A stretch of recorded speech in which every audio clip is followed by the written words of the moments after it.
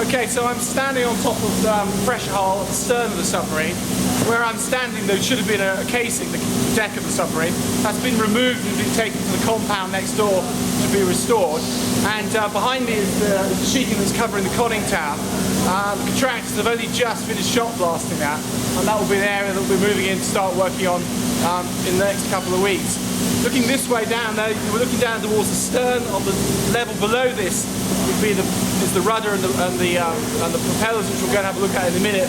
And then the rest of these components on the dock here behind me, you've got the induction, the exhaust pipe work, you've got the engine room hatch there, and going that way you've got the after torpedo loading hatch and the main vent for ballast tank number 5 right down at the stern.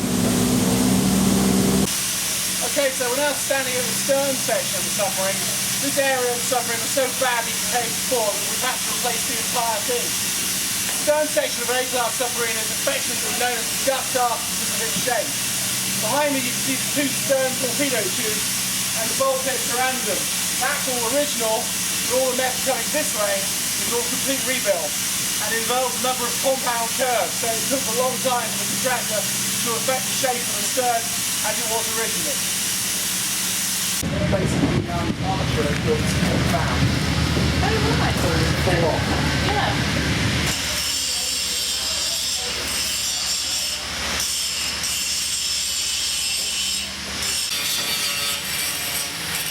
We are right at the front of the ballast keel, bow's going that way.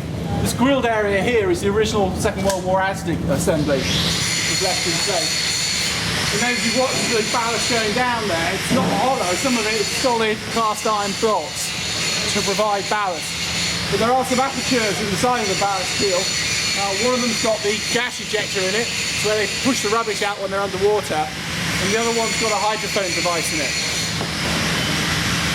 And you can see this has been blasted back, but it hasn't had a sealing coat of paint yet, that's why it's orange.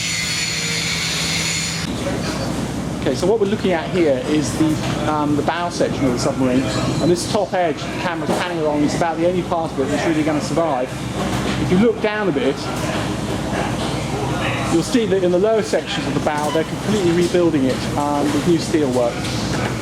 This big grey framework that you see around the bow is an armature that's supporting it while we carry out the restoration work. But the bow is in such a frail state there's serious concerns about whether or not it might collapse during the process of restoration, so the armature is a very important part of the restoration process.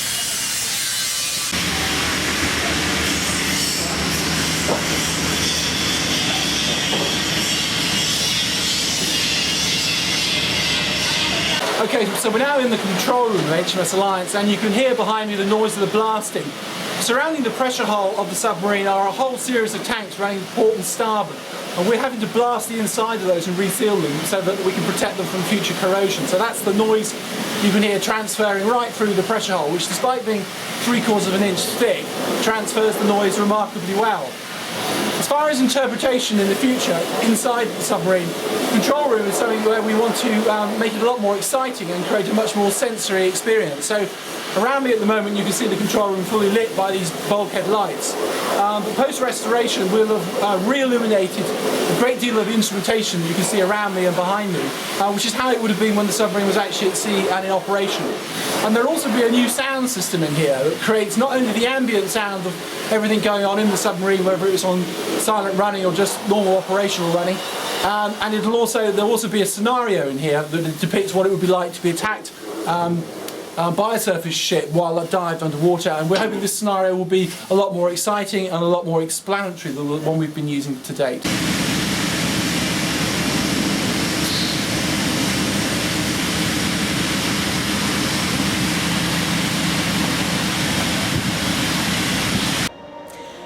Fundraising is still going on in earnest to save HMS Alliance.